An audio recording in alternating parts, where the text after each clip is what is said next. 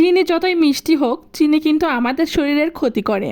আর করলা যতই তেতো হোক না কেন, সেটা খেলে কিন্তু আমাদের শরীরের উপকারী হয়। তাই এটা ভাবার কোনো কারণ নেই যে তেতো হলেই সেটা বিষ আর আমাদের শরীরের জন্য ক্ষতিকর, তা কিন্তু নয়। কারণ চিনির মতন অনেক মিষ্টি মানুষকেও দেখেছি যারা চোখের সামনে এসে মিষ্টি মিষ্টি কথা বললেও পিঠের পাশে গিয়ে আপনার নামেই কিন্তু বদনাম করে। তাই মুখে মধু আর অন্তরে বিষ আছে, এইরকম মানুষগুলো কিন্তু আমার আপনার এমনকি সবার জন্যই ক্ষতিকর। তাই তো আমার কাছে মনে হয় যারা মুখে তেতো আর অন্তরেও তেতো, এসব মানুষগুলোই আমার কাছে ভালো লাগে। কারণ তারা আর যাই করুক না কেন, কখনো অভিনয় জিনিসটা করে না। তারা যেমন তেমনই নিজেকে অন্যর কাছে প্রকাশ করে। অন্তত পক্ষে তারা মুখোশ পরে সমাজে চলাফেরা করে না। কারণ মুখে চিনি আর অন্তরে বিষ নিয়ে ঘুরে বেড়ানো মানুষগুলো এই মানুষগুলোর থেকেও অনেক ভয়ঙ্কর হয়।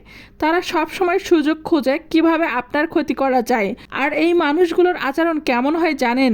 আপনার সাথেও মিষ্টি ব্যবহার করবে, আবার আপনার শত্রুর সাথেও সম্পর্ক রাখবে। তাই সময় থাকতে এই সব মানুষদের থেকে দূরে থাকা নিজের জন্য আর পরিবারের জন্যও ভালো। তাই যত দ্রুত সম্ভব এইসব মানুষের সাথে মিশা বন্ধ করে দিন।